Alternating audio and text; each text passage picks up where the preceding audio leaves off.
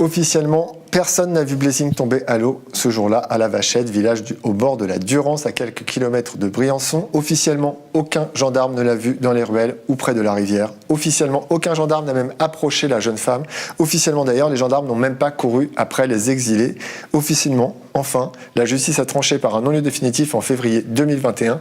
Il n'y a pas eu, selon elle, non-assistance à personne en danger, ni mise en danger de la vie d'autrui, ni homicide involontaire. Voilà pour la version officielle. Une autre réalité, cependant, semble émerger de l'enquête de Border Forensics rendue publique aujourd'hui, dont Mediapart se faisait l'écho dès ce matin dans cet article.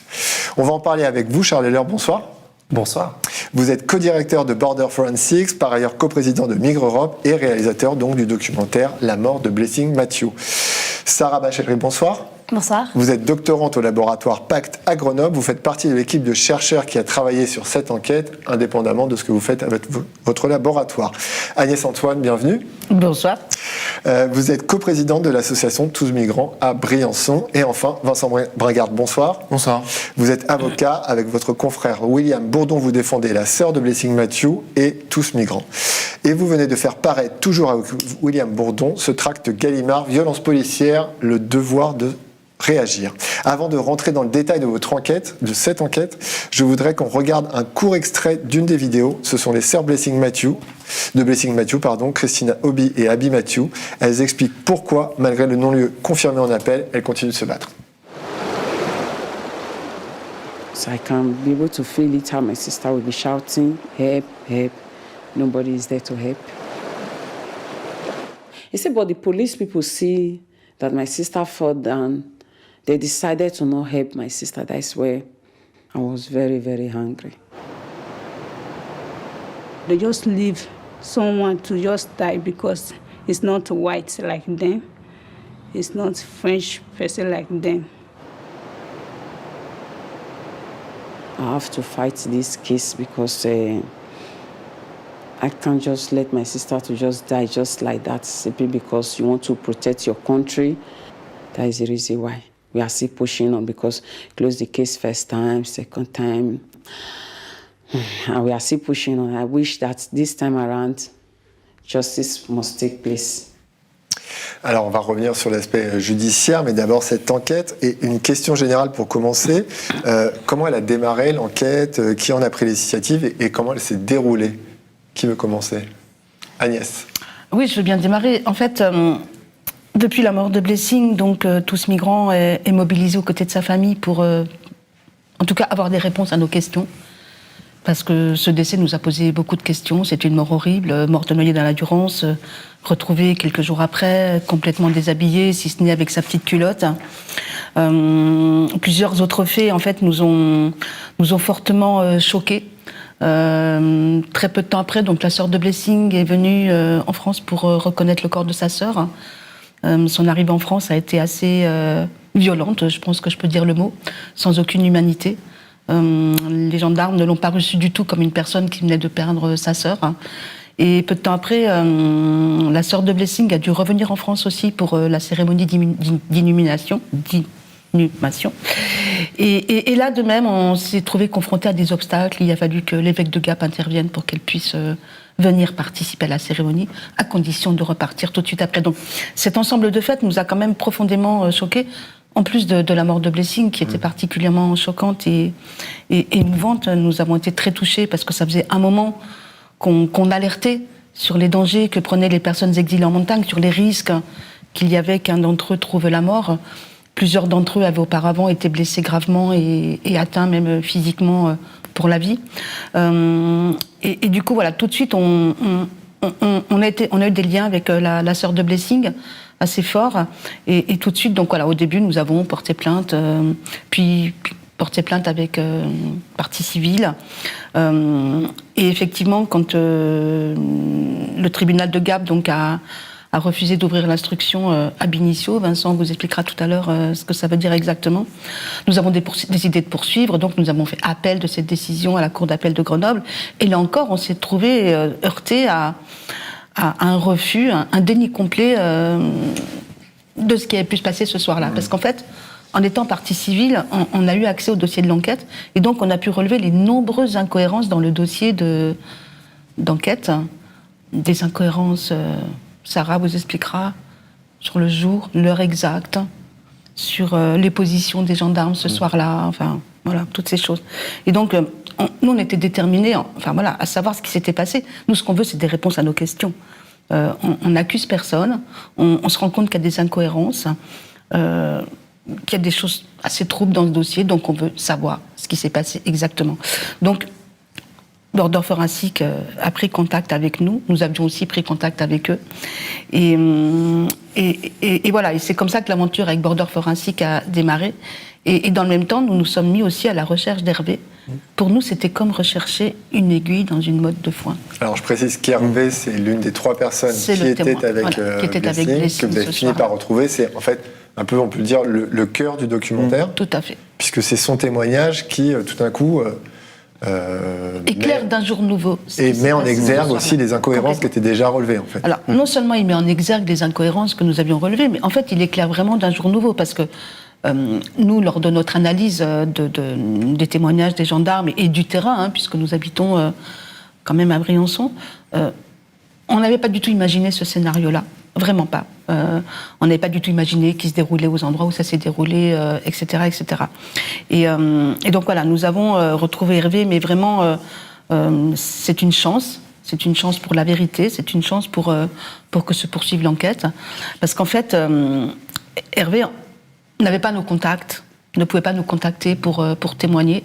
Et nous n'avions pas son vrai nom, puisqu'en fait, Hervé est sous un nom d'emprunt depuis qu'il a quitté le Cameroun à cause des violences qu'il a subies. Donc, coïncidence, j'oserais dire heureuse dans ces circonstances-là, nous ont permis de rentrer en contact avec Hervé, qui nous a donc donné son témoignage, qui a vraiment permis à Border Forensic de faire toute sa contre-enquête. Eh ben, justement, ça me fait ma transition. Charles Heller, comment vous travaillez dans ce genre d'enquête ? C'est peut-être intéressant de faire un pas en arrière, parce que l'histoire a des débuts multiples. Tous migrants soutenaient Christina Aubier, la sœur de Blessing, depuis plusieurs années dans sa quête de vérité et de justice. Et la décision de non-lieu ab initio février 2021 coïncide en fait avec une nouvelle étape du travail d'enquête sur la violence des frontières que nous menons avec mon collègue Lorenzo Pezzani depuis une dizaine d'années, mais qui était jusqu'alors plutôt focalisé sur la Méditerranée.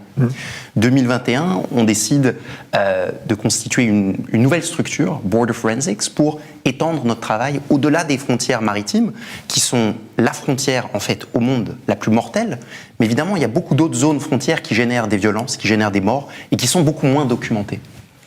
Et aujourd'hui, actuellement, on mène 3 enquêtes parallèles. Une sur l'externalisation des frontières au Niger et ses effets mortels sur les dynamiques migratoires. Une sur la Méditerranée, sur la surveillance à travers des drones et des avions, des départs depuis la Libye qui mènent au renvoi vers la Libye.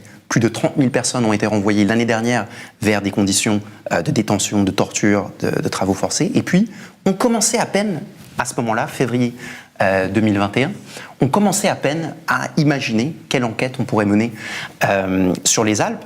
Et ce qui relie ces 3 zones frontières, c'est que chacune d'entre elles, dans chacune de ces zones frontières, l'environnement, en fait, est rendu mortel, est rendu hostile aux migrants qui la traversent par les politiques migratoires restrictives et les pratiques de contrôle aux frontières. Donc, on contacte tous migrants nous informent de la clôture du processus judiciaire, notamment parce qu'il n'y avait pas assez d'éléments de preuve pour démontrer l'implication directe des gendarmes dans la mort de Blessing. Et c'est à ce moment-là qu'on commence à imaginer, avec tous migrants, quelles seraient des méthodologies qu'on pourrait appliquer pour essayer de faire émerger de nouveaux éléments de preuve.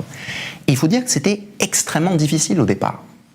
Contrairement à de nombreuses autres enquêtes qu'on a menées, il n'y avait par exemple aucune image des événements. Ouais. Initialement, il y a les déclarations des gendarmes par rapport auxquels tous migrants nous avaient transmis des notes. Et il y avait quelques autres témoignages, quelques éléments de preuves matérielles. mais il y avait très peu d'éléments sur la base desquels on pouvait travailler. Donc la première étape, ça a été d'analyser, sur la base du travail effectué par tous migrants, mais d'analyser dans l'espace les déclarations des gendarmes, et il s'est très rapidement révélé qu'elles étaient extrêmement contradictoires. Sarah Bachauderie le détaillera, ira plus en détail. Et par ailleurs, avec une méthode assez similaire, nous avons reconstitué in situ, dans l'espace de la Vachette, le témoignage d'Hervé S. Et en reconstituant son témoignage à la Vachette et en cartographiant son témoignage, en le combinant avec d'autres témoignages et d'autres éléments de preuve, nous avons vraiment pu démontrer à quel point ce témoignage est précis, cohérent, corroboré, et malheureusement, à quel point également les pratiques qu'il décrit, pratiques de course-poursuite menant à la mort de Blessing, correspondent, à vrai dire, à des pratiques récurrentes qui ont été documentées par les associations, par les chercheurs et chercheuses. Et tout ceci, en fait, conforte la crédibilité de son récit et la plausibilité des événements qu'il décrit. Vincent Bragart, ça a été évoqué 2 fois, c'est quoi un non-lieu ad initio alors ?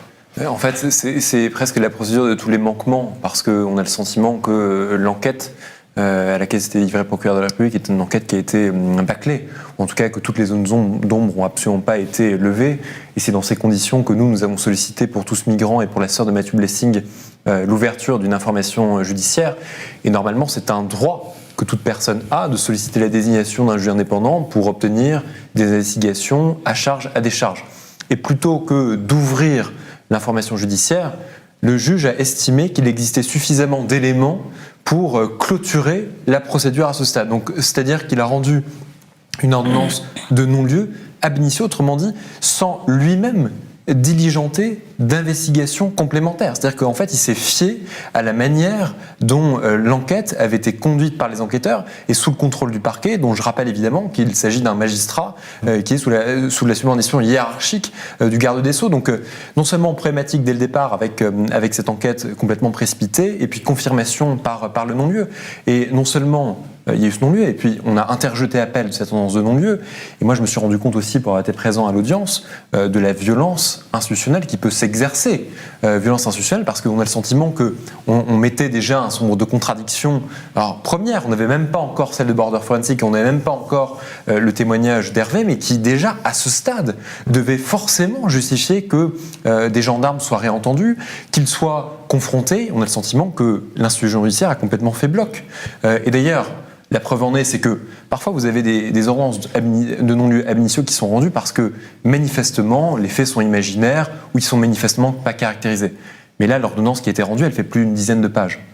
Comment est-ce qu'on peut imaginer, lorsque vous avez une ordonnance qui fait plus d'une dizaine de pages, qu'il n'y a pas de débat, comment est-ce que vous pouvez imaginer qu'on n'a pas besoin d'investigations complémentaires ? Donc c'est dans ces conditions déjà que le dossier s'était clôturé par cette confirmation de l'ordonnance de non-lieu, et qui avait créé une insatisfaction considérable, parce qu'on a le sentiment que tout n'a pas été fait pour permettre la manifestation de la vérité, et qu'il y avait une frustration qui était partagée à la fois par la famille de Matthew Blessing et aussi par tous migrants, le sentiment que la justice n'est pas allée au bout de son travail.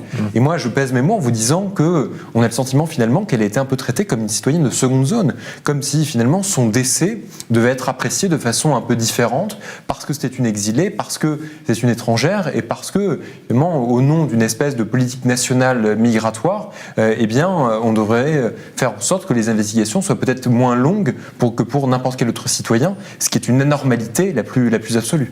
Marine Turchi, salut. Salut. Tu es journaliste au pôle enquête de Mediapart, et le 21 mai, tu as publié cet article titré « Violence sexuelle d'Amir Abad nommé ministre malgré un signalement adressé à LREM » dans lequel tu révélais que 2 femmes accusaient le nouveau ministre de viol en 2010 et 2011. Ces 2 femmes, elles ont décidé de prendre la parole aujourd'hui face à notre caméra. Mais d'abord, Marine, pourrais-tu nous rappeler le contenu de ton enquête ?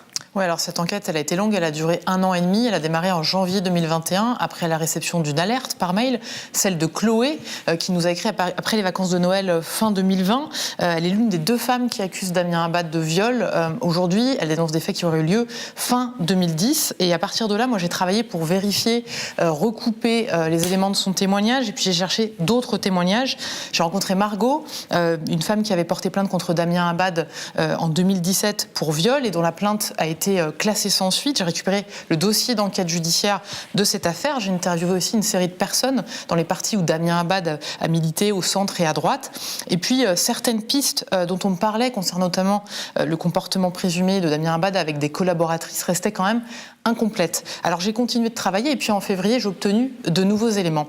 En mai dernier de cette année, alors que le nom de Damien Abad circulait comme potentiel ministre au nouveau gouvernement, Chloé a décidé d'alerter LREM et puis aussi le parti Les Républicains par l'intermédiaire de l'Observatoire des violences sexistes et sexuelles en politique. À partir de ce moment-là, moi j'ai questionné ceux qui avaient été destinataires de ce signalement, et puis évidemment aussi Damien Abad lui-même, qui m'a expliqué qu'il contestait fermement ces accusations. À partir de ce moment-là, on a été en mesure de publier notre enquête, c'était le 21 mai. Et donc 10 jours plus tard, on va écouter ces 2 femmes à présent. La première, elle s'appelle Margot, c'est une ancienne militante centriste de 35 ans. Elle a déposé plainte en 2017 contre Damien Abad pour viol. L'enquête a été classée sans suite après des investigations peu approfondies.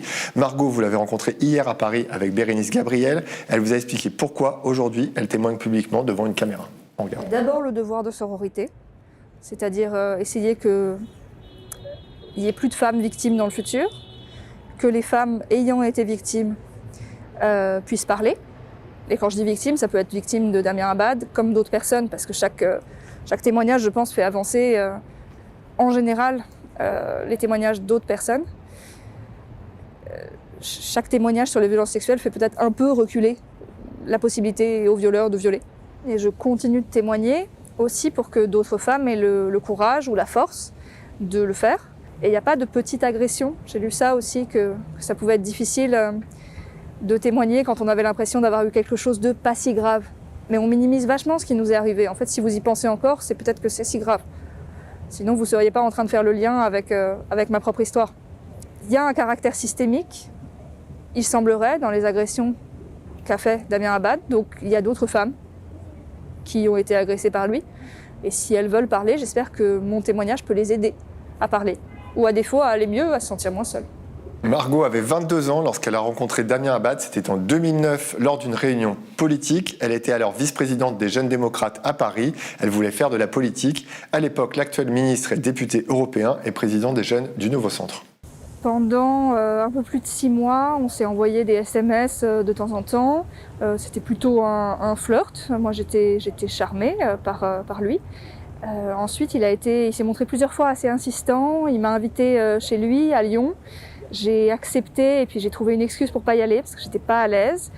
Et puis il s'est de nouveau invité chez moi à l'hiver de l'année où je porte plainte contre lui pour viol.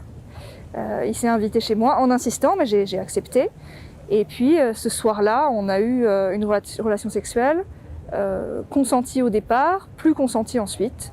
Et c'est pour ça que je porte plainte. Il y avait une difficulté supplémentaire qui a entretenu mon malaise, disons. C'est que il était mon supérieur politique. C'est pas exactement un supérieur hiérarchique, mais voilà, il avait plus de pouvoir que moi dans un parti politique où les rapports hiérarchiques sont très, très vastes. Il y a tout un écosystème, disons. Et moi, je cherchais à ce moment-là un travail. Margot dénonce donc un viol dont elle ne souhaite pas raconter en détail. Après cela, elle qui voulait faire de la politique a arrêté progressivement ses activités militantes pour ne surtout pas recroiser Damien Abad. Plusieurs fois ensuite, elle tente de déposer plainte, mais n'y arrive pas. Il m'a fallu quelques semaines, quelques mois pour me rendre compte de ce qui s'était passé.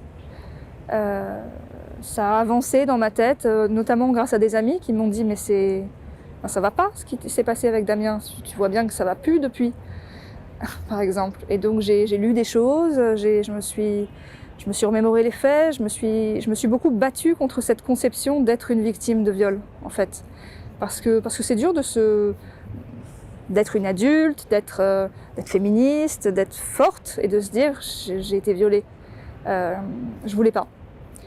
Et quelques mois plus tard, j'ai d'abord commencé par lui envoyer un SMS. J'ai envoyé un SMS à Damien pour lui dire que j'étais traumatisée de cette soirée et qu'il fallait qu'on parle. Il m'a tout de suite appelée. J'ai refusé parce que je ne pouvais pas l'avoir au téléphone, c'était beaucoup trop proche. Et il a ensuite fait une réponse par SMS très protocolaire en disant qu'on avait été tous les deux d'accord. Ensuite, j'ai voulu aller porter plainte parce que ça me paraissait la suite logique. Et très souvent, je me suis retrouvée à pas réussir à franchir la porte du commissariat parce que, non pas que le commissariat en soi me fait peur, mais parce que je voyais ce que ça entraînait ensuite. La lourdeur de déposer son récit, le fait de le redire, le fait de peut-être devoir recroiser Damien, être en confrontation, voilà, devoir le dire à mes proches, la difficulté de tout ça. Donc en général, j'allais au commissariat le soir ou la nuit, parce que je n'arrivais pas à dormir et que je me disais c'est la seule solution pour arriver à mettre cette histoire derrière moi, pour avancer. Et puis j'arrivais pas à pousser la porte du commissariat. En 2012, j'ai réussi à y aller. J'ai parlé à une femme policière et puis j'ai pas voulu signer la plainte. En fait, j'ai pas voulu mettre le point final parce que je le sentais pas, j'ai voulu réfléchir.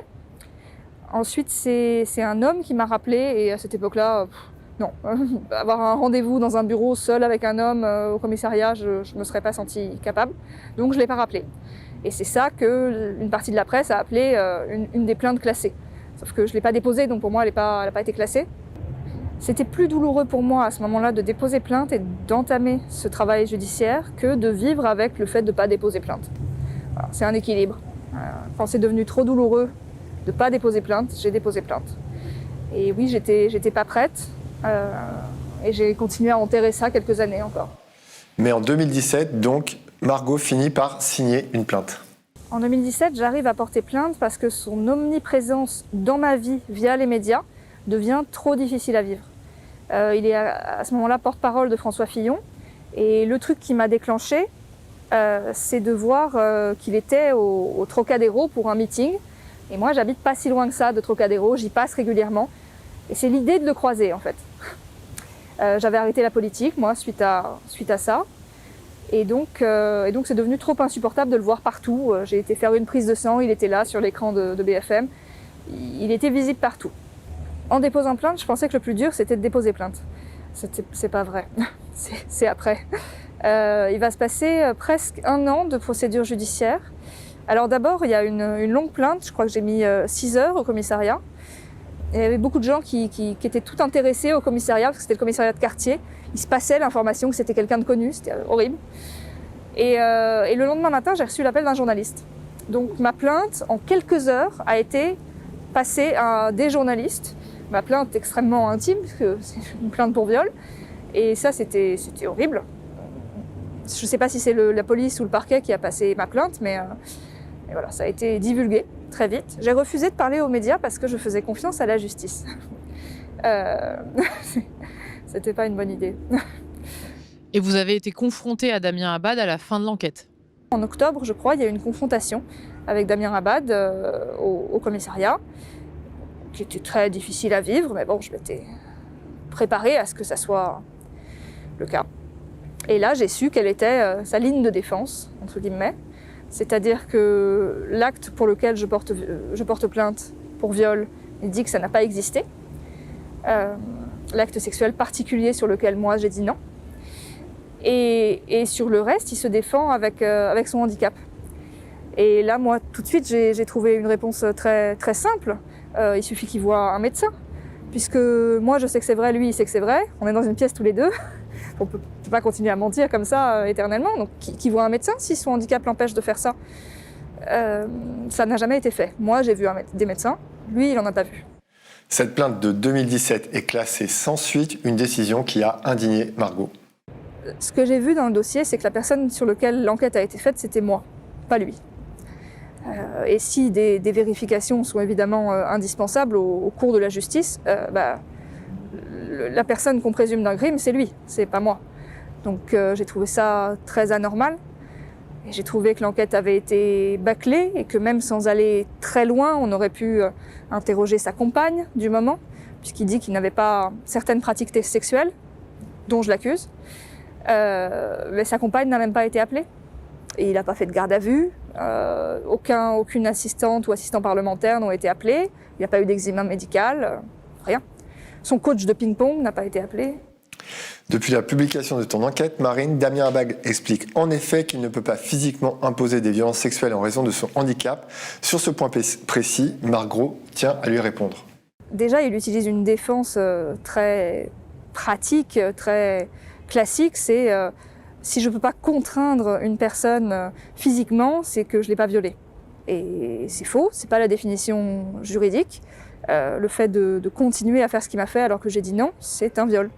Il n'y a pas besoin qu'il ait eu la force de me plaquer au sol ou qu'il ait eu une arme. Heureusement, le viol, c'est plus large que ça. C'est pas forcément un inconnu dans un parking.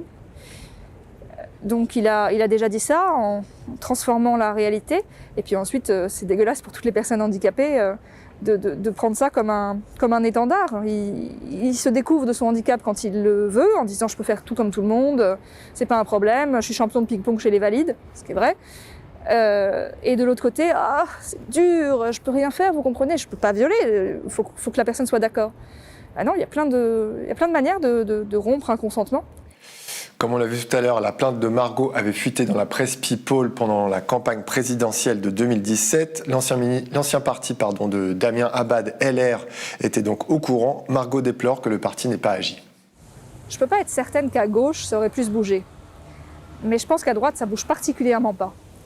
Je pense que la réaction des hommes en politique chez les Républicains ou à l'UMP, quand c'était encore l'UMP, ça a surtout été la rigolade. Ça a surtout été les détails graveleux, voire même il y a un petit côté positif pour un homme, non pas avoir violé, mais avoir couché avec une femme en fait simplement. Ça corrèle ça, et ils le prennent vraiment comme une blague potache. Et ça c'est juste, donne envie de rouler des yeux. Ils sont dans quel siècle ces mecs-là? Ils sont complètement arriérés. Mais ça, oui, ils savaient en fait. Ils savaient, ma plainte avait circulé, c'est confirmé, et ils n'ont rien fait. Depuis ton enquête, Margot n'a jamais témoigné ouvertement, mais elle a pris la parole dans plusieurs médias. Elle juge quand même que les choses avancent. Je trouve que la société aussi a beaucoup évolué. Je suis plutôt contente des réactions. J'ai beaucoup de connaissances en politique qui m'ont contactée, qui m'ont dit je comprends pourquoi tu as pris du recul, je ne savais pas, je suis désolée. J'ai beaucoup, y compris des hommes, qui peut-être se remettent un peu en question sur le côté systémique, évidemment, du soutien à d'autres hommes violeurs et agresseurs. Et ça, c'est plutôt positif. Là, mon expérience avec les médias, si on met à part BFM TV qui m'a contacté 30 fois, avec 5 personnes différentes, globalement, mon expérience avec les médias, cette fois-ci, est plutôt bien. Il y a des gens qui savent parler des violences sexuelles. Je pense que ça n'aurait pas forcément été le cas avant MeToo. Jean-Luc Mélenchon, leader de la NUPES, est en meeting à Paris pour soutenir les candidats de la gauche unie. Il y a 2 jours, il lançait le nouveau Parlement de l'Union populaire, un Parlement qui regroupe 500 personnes, syndicalistes, universitaires, activistes de climat, économistes. Le chef de la France insoumise lui donne un rôle, construire un mouvement populaire de masse, y compris si le désormais leader de la gauche réussit son pari d'arriver à Matignon. On ne peut pas expliquer certains succès remportés autrement que par la perception du fait que le futur se construit dans la rupture avec le système dans lequel nous sommes. Et l'exercice du pouvoir devra nous conduire à en faire la démonstration. Nous ne pouvons pas nous limiter à penser que ce sera seulement l'œuvre des parlementaires de la nouvelle Union populaire. J'ai l'âge qui m'a permis de connaître le succès de 1981 en étant un adulte conscient et un militant politique responsable. Je sais qu'il est impossible de changer la société aussi fondamentalement que nous en avons l'ambition sans une implication populaire de masse qui intervient directement dans les affaires de l'État et dans les mobilisations collectives. C'est très compliqué d'être à la fois le pouvoir et les contre-pouvoirs. Mais c'est pourtant cet exploit qu'il va falloir que nous fassions si nous voulons aller aussi loin que nous voulons aller dans les ruptures. Jean-Luc Mélenchon qui donne le cap pour le 12 juin. le Bloc populaire peut être le premier parti de France le soir du premier tour de l'élection législative. Partout où l'on passe, les gens ont noté la date et savent très bien de quoi il s'agit. Alors on peut toujours moquer la formule troisième tour, c'est le troisième tour, que ça leur plaise ou pas. Parce que c'est bien les questions non réglées à la présidentielle que nous allons politiquement régler. Et qui racontent ce qu'ils veulent à propos de Mélenchon, Premier ministre, hein, vous savez comment ça se passe, ces choses-là. Eh bien, ils sont drôlement jaloux, c'est tout. Parce qu'ils n'ont pas trouvé un coup aussi bon à faire aux autres que nous, on vient de leur faire. Alors, ce troisième tour, est-il gagnable? Jean-Luc Mélenchon peut-il arriver à Matignon? On en parle ce soir avec vous, André Günther. Bonsoir. Bonsoir. Vous êtes enseignant-chercheur à l'EHESS, où vous occupez la chaire d'histoire visuelle. Chloé Ridel, bonsoir. Bonsoir. Vous êtes directrice adjointe de l'Institut Rousseau, cofondatrice de Mieux Voter, on va en parler, et donc, depuis le 30 mai, membre du Parlement populaire de la NUPES. Mathieu Dejean, salut. Salut. Tu es journaliste au pôle politique de Mediapart, où tu suis bien évidemment la gauche. Mais j'ai d'abord une question pour vous, Chloé Ridel. Vous êtes énarque, votre association Mieux Voter milite pour des modes de scrutin plus démocratiques, et vous êtes donc depuis 2 jours membre du Parlement, je viens d'en parler. Qu'est-ce qui vous a convaincu de passer le cap et de vous engager dans cette dynamique de la NUPES ? Parce que je pense qu'on était nombreux dans la société civile engagée à gauche à attendre ce rassemblement des forces écologistes et de gauche, et que ce Parlement, en fait, c'est quelque chose d'inédit. Ça montre que les forces de gauche sont prêtes justement à prendre le pouvoir, comme le disait Jean-Luc Mélenchon, à s'ouvrir à la société et à faire en sorte que le changement passe par le rassemblement de toutes les forces vives de la société. Et ça s'inscrit dans une tradition de la gauche de rassembler des militants, des intellectuels, des artistes, des entrepreneurs, que sais-je, des syndicalistes, pour essayer de construire un monde meilleur. Ça n'existe nulle part ailleurs dans l'espace politique. Est-ce que la droite organise un parlement? Est-ce que Ensemble s'ouvre comme ça? Donc je crois qu'il y avait là un appel, un élan que moi je suis très honorée de rejoindre, et on va tous essayer de contribuer à notre petite échelle à faire en sorte que ça puisse. Mais du coup l'objectif c'est de dépasser les partis, c'est d'accompagner, dépasser, de contrer parfois? Non, je pense ni l'un ni l'autre. C'est d'accompagner la dynamique autour de la NUPES. Et c'est aussi, c'était les mots d'Aurélie Trouvé à la soirée de lundi de lancement de ce Parlement de la NUPES, de créer les conditions d'une culture commune, de se parler, ce qui n'a pas été fait pendant 5 ans, ce qui a créé beaucoup de quiproquos, d'incompréhensions, qui en fait, quand on se parle, peuvent être très rapidement résolus. Parce qu'on est au fond tous d'accord pour dire que nous voulons aller vers une autre société, que nous voulons construire une autre société, que c'est faisable dans l'histoire. Je veux dire, après la Seconde Guerre mondiale, on a construit la société de consommation avec le plan. Et aujourd'hui, nous, on veut construire la société écologique. Et c'est possible. Mathieu, ce Parlement, comment il va servir, à quoi il va servir et comment il s'inscrit dans l'objectif des législatives? En fait, il a plusieurs objets à mon avis. Déjà, il a un objectif vis-à-vis de l'extérieur qui est de montrer que l'alliance qui est en train de se faire autour de la NUPES fonctionne et que cette coalition continue de s'élargir en fait. C'est-à-dire que là, depuis lundi, il y a des personnalités qui ont rejoint ce Parlement de la NUP et qui n'avaient pas accepté auparavant de rejoindre le Parlement de l'Union populaire qui était l'organe de campagne de Jean-Luc Mélenchon, comme Laurence Decoq par exemple, l'historienne.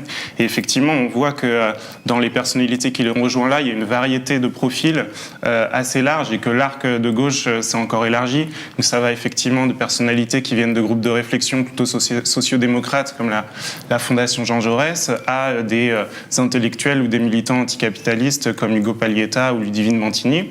Après, il a une fonction interne aussi, je pense, qui est de montrer que Aurélie Trouvé, qui préside ce Parlement, donne un rôle à jouer à toutes les nuances politiques de la NUPES. Et en effet, par exemple, donc maintenant, il y a des vice-présidentes du Parlement qui sont chacune issues des partis politiques qui composent la NUPES et qui ont proposé des personnalités qui ont intégré le Parlement.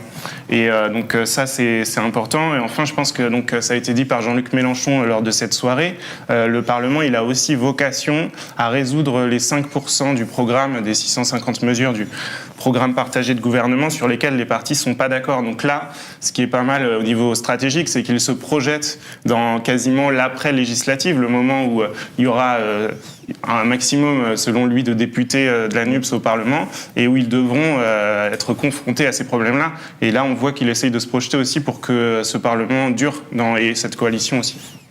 André Günther, comment vous voyez, vous, ce machin? Enfin, Chloé Ridel a parlé d'un objet inédit sur le plan démocratique. Je crois que c'est d'abord un retour aux politiques. Et il faut quand même dire, on sort d'une campagne présidentielle qui, à la fois, a été pas très longue, assez surprenante dans sa configuration et en tout cas qui a laissé à beaucoup le sentiment amer de s'être fait voler la consultation. On a très peu entendu parler de programme, on a très peu entendu parler de politique. La réélection d'Emmanuel Macron est elle-même une sorte de continuation d'une absence et d'une sorte de vide qui est comme un trou noir au milieu du terrain, c'est-à-dire que ça absorbe tout et en même temps, il ne se passe rien. Vous connaissez la célèbre formule du Guépard, il faut que tout change pour que rien ne change, sauf que là, c'est un peu le contraire qui s'est passé. Rien n'a changé. Et du coup, c'est vraiment... on est en train de se demander ce qui se passe. On nous a retiré... Tout se passe comme si on nous avait retiré notre droit d'accès à la parole et à l'expression politique. Et donc, très clairement, c'est quelque chose là qui est compris et perçu du côté de la Nouvelle Union Populaire, du côté de Mélenchon, qui est un bon théoricien de la chose politique et qui a une expérience effectivement assez longue en la matière. Et donc là, l'idée visiblement, c'est à la fois de remobiliser un électorat qui s'est perdu dans l'abstention. Ça s'est passé déjà pour le premier tour de la présidentielle. Il y a eu quelque chose d'assez incroyable à partir de quoi l'union de la gauche aujourd'hui a pu se faire. D'une façon très surprenante. On a l'air de trouver ça normal, mais enfin, il y a quelques semaines, c'était tout à fait inenvisageable. Et le paradoxe aujourd'hui, c'est que on a des gens à droite et au centre qui adressaient à la gauche toutes sortes de conseils et de récriminations, disant mais unissez-vous, qu'est-ce que vous faites, pourquoi vous êtes tous dispersés, enfin qu'est-ce que c'est que ça? Quand ils le font, ils font le contraire. On va y revenir tout à l'heure. Chloé Ridel, vous y croyez, vous, à la victoire de la gauche dans 2 semaines? Bien sûr, c'est toujours possible, même si effectivement le mode de scrutin des législatives favorise au second tour les reports de voix vers la force centrale. Donc, mais la réalité, c'est qu'il y a 577 circonscriptions et qu'on ne peut pas prédire les dynamiques de second tour dans chacune de ces 577 circonscriptions. Aujourd'hui, il y a une dynamique très claire derrière la NUPES. Sa victoire dépendra notamment de la mobilisation des jeunes, qui à 60% selon les sondages se porterait vers la NUPES. Malheureusement, ce sont aussi les plus abstentionnistes. Seuls 30% d'entre eux, un peu plus, ont l'intention d'aller voter.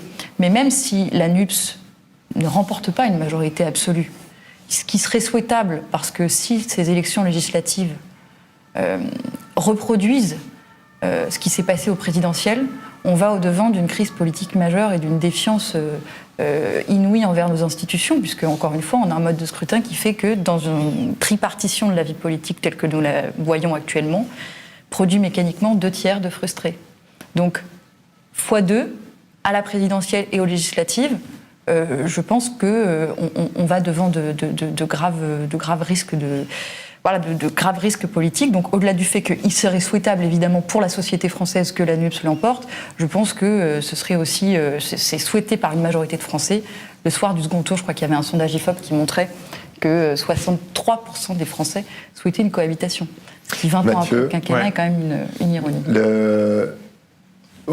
Le discours officiel de LFI ou de la NUPES, on va y arriver. Est-ce que ils sont 6 sur 2, je ne sais pas moi, au sein de l'AFI, sur cette possibilité? Est-ce que toi, ça te paraît envisageable? En fait, c'est plutôt un discours stratégique qu'ils disent eux-mêmes possibiliste, quoi. C'est-à-dire que de manière performative, ils essayent de mener une campagne en disant c'est possible pour mobiliser au maximum leurs troupes, puisqu'effectivement l'enjeu, c'est que la participation et la mobilisation qu'il y a eu au premier tour, qui a joué en faveur de Jean-Luc Mélenchon, se répercute dans cette deuxième élection, et en général, il y a plutôt une démobilisation dans le camp des perdants à la présidentielle. Donc, si vous voulez, je pense que ça va être très compliqué pour eux d'avoir une majorité absolue, c'est clair, surtout que le vote en faveur de l'Union populaire est mal réparti sur le territoire, c'est-à-dire qu'il fait beaucoup de votes dans les périphéries des grandes villes, dans les grandes villes, mais moins dans des zones rurales. Donc c'est aussi pour ça que ça va être difficile d'avoir beaucoup de députés. Mais... Ce qui est certain, c'est que le pouvoir, la droite et l'éditocratie tremblent face au péril rouge. Notre collègue Fabien Escalona l'a documenté récemment sur Mediapart, avec depuis des semaines des unes qui se multiplient dans les médias conservateurs. En couverture de l'hebdomadaire Le Point, le leader insoumis est taxé d'europhobie, de nationalisme, de charlatanisme économique. Il aura un goût pour les dictateurs. Le Figaro Magazine dénonce son virage extrémiste, Mélenchon accusé d'avoir dragué les indigénistes et les islamistes. Des critiques portées aussi par les ministres d'Emmanuel Macron. Dans le Figaro ce mercredi matin, le ministre de l'économie Bruno Le Maire le qualifie de Chavez gaulois et renchérit sur France Inter. D'abord, c'est un personnage autoritaire. On l'a vu dans tout son comportement, la République c'est moi, c'est de l'autoritarisme. On le voit dans son projet écologique où il multiplie les interdictions. Et pour moi, l'écologie, c'est pas la multiplication d'interdictions. Dans le fond, c'est la première chose. Il veut faire le bonheur des gens à leur place. Ça s'appelle une vision autoritaire de la politique. Je n'y suis pas favorable. En deuxième lieu, il le dit lui-même, il a une vision collectiviste de l'économie, où en gros, il faut nationaliser beaucoup de moyens de production. Il pense que c'est plus efficace. Moi, je pense qu'il n'y a rien de pire pour une économie, que ce serait un drame pour la France. Critique aussi des anciens dirigeants socialistes, à commencer par l'ex-président François Hollande. Son angle d'attaque, la crédibilité économique de la NUPES dans laquelle son propre parti, le PS, est pourtant engagé. On fait la retraite à 60 ans, 40 annuités, alors que l'on sait que ça coûte 65 milliards. Les 65 milliards qu'on mettra là, on les mettra pas ailleurs. Mais si, on veut aussi augmenter de 10% les fonctionnaires, et on veut aussi créer 300 000 postes, et on veut aussi créer une garantie de revenus. Donc il y a un moment où il faut dire, aucune de ces mesures n'est condamnable en elle-même, mais c'est leur accumulation qui rend le programme qui ne serait pas crédible. André Günther, qu'est-ce que vous pensez de cette surenchère d'attaques contre la NUPES ? Est-ce que c'est une sorte de panique morale de la droite ? Est-ce que ça a des précédents historiques ? Oui, alors vous parliez du très bon papier de Fabien Escalona sur le retour du péril rouge, et je voudrais signaler aussi le très bon article de Pauline Bock à Arrêt sur Image qui précisément répond à votre question en parlant d'une panique éditoriale, et c'est bien l'aspect que ça prend, parce que voilà, je pense à un article récent encore du Monde qui n'est pas à valeurs actuelles, hein. Donc on a une espèce d'effet très intéressant où l'Union populaire a créé d'abord une clarification politique au sein des partis, au sein du PS ou des écologistes, où on a vu qu'il y avait des tendances opposées, mais ça crée aussi une clarification éditoriale, parce que là, voilà, il y a une espèce de droitisation du paysage éditorial très surprenante. Donc je parlais du Monde, voilà, on a un article qui s'intitule « Avec la NUPES, les liens se resserrent entre les trotskistes, lambertistes et Jean-Luc Mélenchon », qui est vraiment une espèce d'illustration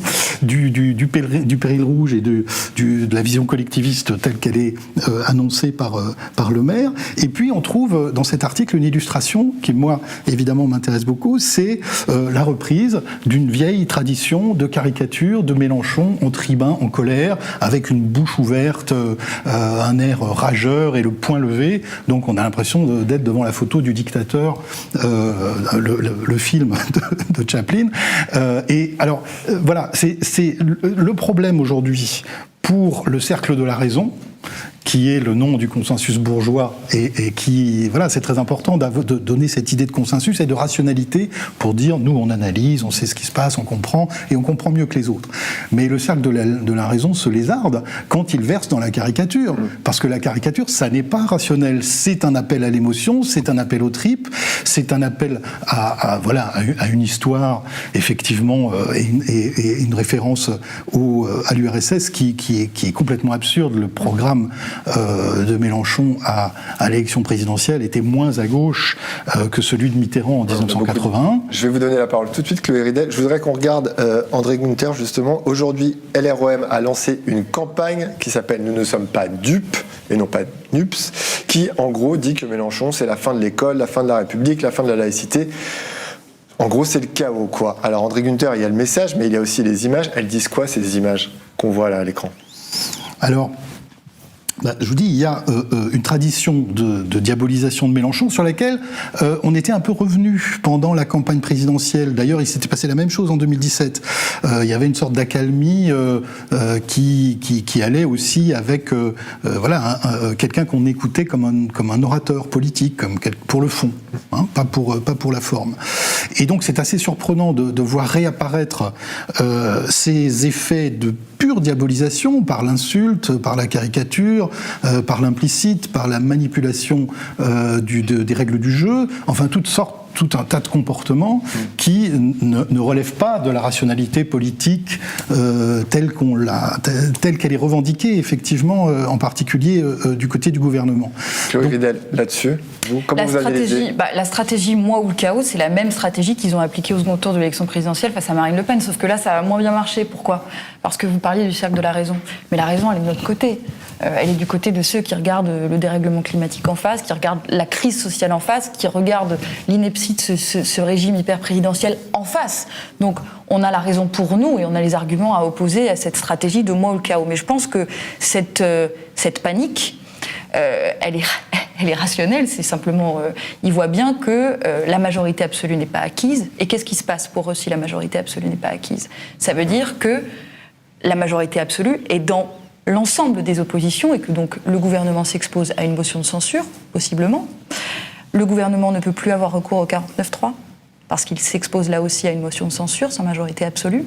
Que la présidence de la Commission des finances, par exemple, revient au premier groupe d'opposition, donc à la NUPS, et que là, on est sur des projections de sièges qui, quoi qu'il arrive, aboutiront à ce qu'il y ait 3 fois plus de députés de gauche que dans la précédente législature. Donc des possibilités en termes de contrôle et d'enquête. On a déjà bien vu à travers ces pouvoirs d'enquête ce que le Parlement pouvait faire. On l'a vu par exemple avec la commission d'enquête sur McKinsey, sur le recours au cabinet de conseil. Imaginez, là vous avez 4 groupes de gauche, vous aurez 4 groupes de gauche qui pourront chacun avoir un droit de tirage chaque année sur le lancement d'une commission d'enquête. Donc c'est sûr que ça leur enlève les pleins pouvoirs. Depuis 2011, l'Assemblée nationale s'est dotée d'un déontologue. Depuis 2014, dans la foulée de l'affaire Cahuzac révélée par Mediapart, un parquet national financier a été mis en place pour traquer la grande délinquance économique et financière. En 2017, juste après son arrivée à l'Élysée, Emmanuel Macron a fait voter une nouvelle loi pour la confiance dans la vie politique. Et pourtant, le 29 avril 2022, Mediapart révélait les notes de frais exorbitantes de la députée LREM Coralie Dubost, par ailleurs numéro 2 du groupe de la majorité à l'Assemblée. Nous réveillons notamment les conclusions accablantes d'une enquête interne concernant ses agissements. Quelques jours plus tard, c'était au tour de Patricia Miralles, elle aussi députée de l'Hérault, membre de la majorité mais via Territoire de Progrès, le micro-parti lancé par les ministres Jean-Yves Le Drian et Olivier Dussopt. Quasiment au même moment, un autre article montrait comment, pendant des années, des fonds de l'université de Neuchâtel ont permis de financer des manifestations d'un centre de recherche proche des réseaux socialistes français. Enfin, sans compter, un autre article sur un énième mise en examen dans le cadre de l'affaire Thierry Solaire, député LREM et très proche conseiller du président Emmanuel Macron. Plus d'une dizaine de mises en examen au compteur pour ce député. À 10 jours du premier tour des législatives, un tel flot de révélations pose crûment la question: la moralisation de la vie publique relève-t-elle de l'impossible ? Pour en parler, Élise Van Beneden, bonsoir. Bonsoir. Vous êtes avocate et présidente d'Anticor qui lutte contre la corruption et pour l'éthique en politique. Et Antoine Rouget, salut. Salut. Ceux qui nous regardent n'auront pas manqué de constater que ta signature se retrouve sur tous les papiers que j'ai cités. Tu es au pôle enquête de Mediapart. Et tu viens aujourd'hui justement avec une nouvelle enquête dans ta besace. On va y revenir dans un instant. Élise Van Beneden, je viens de passer en revue quelques lois assez récentes et aussi une série d'enquêtes encore plus récentes. Où en est la France de la moralisation de la vie politique ? Il y a effectivement eu beaucoup de lois et elles se sont pas mal accélérées ces 10 dernières années. Et malgré ça, il y a toujours autant de scandales, peut-être même plus. Donc ce qu'on constate, c'est qu'effectivement, on met des mécanismes en place. Ils sont peut-être pas suffisamment efficients. Et surtout que les moralités ont du mal à changer. Donc on se retrouve toujours en face d'une certaine classe politique, pas tous les élus, une certaine classe politique qui a du mal à se rendre compte que c'est son comportement, son manque de probité parfois déjà qui crée de la colère contre la classe politique et qui mène aussi une abstention qui est assez évidente et qu'elle se doit de rendre des comptes. Et donc on est obligé d'instaurer des mécanismes de contrôle qui sont pour le coup encore défaillants. Alors vous avez écrit en mars dernier avec Eric Alt un tract chez Gallimard qui s'appelle « Résister à la corruption » dans lequel vous appelez à la création d'une autorité de la probité. Qu'est-ce que vous entendez par autorité de la probité ? En fait, l'idée, c'est qu'il y a plusieurs acteurs en France qui s'occupent des sujets de probité et que c'est pas la peine. On a la Haute Autorité pour la transparence de la vie publique, donc qui gère ce qu'on appelle le pantouflage, les allers-retours publics-privés. Il y a l'AFA qui gère les questions principalement de contrôle interne de probité dans les collectivités et aussi dans les entreprises. On a les juridictions financières. Et ça vaudrait peut-être le coup de regrouper tous ces acteurs-là pour qu'ils puissent mieux travailler sur leur mission et travailler en commun. Oui, parce que ce que vous expliquez dans le tract, c'est qu'ils communiquent assez difficilement, ou en tout cas la communication n'est pas très fluide entre eux. Quoi. Ils ont un champ finalement d'action qui est le leur, mais sur des toutes petites missions, ça s'entrechoque un petit peu parfois, donc ce serait mieux de travailler ensemble. Et puis surtout, ça permettrait aussi de donner à cette haute autorité des nouvelles missions. Parce que la grosse préoccupation, quand même en France, c'est le contrôle de l'égalité, principalement le contrôle des marchés publics, qui normalement devrait être exercé par les préfets et qui ne l'est pas. Déjà en 2012, il y avait un rapport du Sénat qui qualifiait le contrôle de l'égalité de passoire à géométrie variable. Pour vous dire, donc on a un problème avec ça. On a un constat aussi qui est que ça nous coûte environ dans les 5 milliards d'euros par an en France. Donc c'est des sujets qu'il faut prendre en main. Et si les personnes qui en sont en charge ne font pas ce contrôle, il faut déplacer cette compétence vers une autre autorité et évidemment lui donner les moyens financiers, les moyens humains et puis l'indépendance nécessaire. Ce qu'on dit aussi dans le tract, c'est qu'il faudrait que cette haute autorité elle ait un ancrage constitutionnel. Antione, j'en viens à toi. Tu es là aujourd'hui pour nous parler d'un député, Pierre Morel-A-L'Huissier, un député qui avait la réputation d'être une sorte de chevalier blanc de la droite, du moins jusqu'en octobre 2019, lorsque tu as révélé, Antione, que Pierre Morel-A-L'Huissier s'est fait rembourser des frais imaginaires avec de l'argent public. De quoi s'agissait-il ? Alors à l'époque, ce qu'on a raconté dans cet article, c'est que effectivement Pierre Morel-A-L'Huissier qui était dépeint, y compris dans la presse, comme un chevalier blanc parce qu'il avait été très offensif au moment de l'affaire Big Malion, notamment en mettant en cause les pratiques de son propre parti. Et il a aussi été l'auteur d'une proposition de loi pour conduire à l'inéligibilité des élus condamnés pour corruption, trafic d'influence, etc. Donc il avait vraiment un discours public assez rare à droite sur ces questions-là. Et ce qu'on a révélé en 2019, c'est notamment qu'il avait facturé des frais, et il avait été défrayé sur des frais avec de l'argent public quand il était au Conseil général de la Lozère pour des déplacements qu'il n'avait pas pu réaliser. Comment on s'en était rendu compte, c'est qu'on avait analysé sa liste de frais de déplacement et on avait vu que certaines journées, il était en fait à Paris pour des missions liées à son mandat de député, notamment la commission d'enquête sur l'affaire Cahuzac en 2013, donc ça manque pas de sel. Il était en train d'auditionner notamment les journalistes de Mediapart au moment de la commission d'enquête Cahuzac. Il était très offensif sur ces questions-là et au même moment, il se faisait défrayer avec de l'argent public des déplacements qu'il n'avait de fait pas pu réaliser. Alors 2 ans et demi plus tard, donc Pierre Morel-A-L'Huissier est en campagne en Lozère pour un 5e mandat. Avec Bérénice Gabriel, vous êtes rendu en Lozère, donc département qui ne compte qu'une circonscription. Vous avez notamment retrouvé Éric Lange, un ancien collaborateur de Pierre Morel-A-L'Huissier, et il vous a parlé d'enveloppe d'argent liquide. On regarde. En gros, c'était simple. Un collaborateur me faisait signer une fausse fiche de faux frais kilométriques. À la suite de ça, je devais en fait lui rendre l'argent. Je devais lui rendre l'argent liquide. Voilà. Donc ça, c'est mon relevé bancaire du 31 janvier 2019.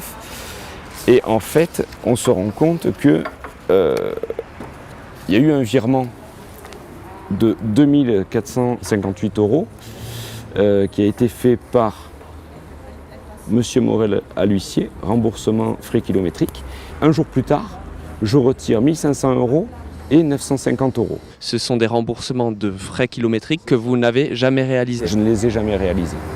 Et il y a également le relevé de septembre 2017, donc juste après l'élection législative. Et là, c'est pareil. C'est-à-dire qu'on se rend compte que j'ai eu 2395 € et quelques jours après, je sors 2300 €. Il faut savoir que les 95 restants, je les ai quand même donnés aussi. Et donc les 2300 € que vous sortez, vous les mettez dans une enveloppe en craft et vous allez à la permanence. C'est ça. Tu poses l'enveloppe sur son bureau et tu t'en vas. Et aucun mot ne doit sortir là-dessus. Aucun mot. Alors, Antoine, explique-nous bien la mécanique. On comprend à peu près, donc il reçoit de l'argent, mais comment ça marchait exactement? Alors le système que décrit Éric Lange serait un système d'optimisation en fait des frais de mandat.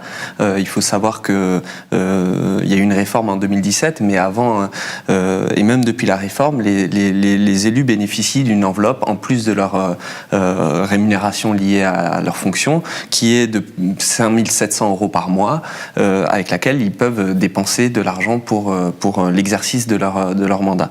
Et le système et les accusations portées par ce collaborateur portent sur le fait que Pierre Morel-a-l'Huissier aurait demandé à ses équipes de déclarer des faux frais kilométriques. En plus, on est dans un département rural, donc c'est pas anormal que les collaborateurs prennent leur voiture pour se déplacer énormément, et qu'il leur aurait demandé de finalement rétrocéder cet argent à travers des enveloppes en cash qui auraient été déposées sur le bureau du député.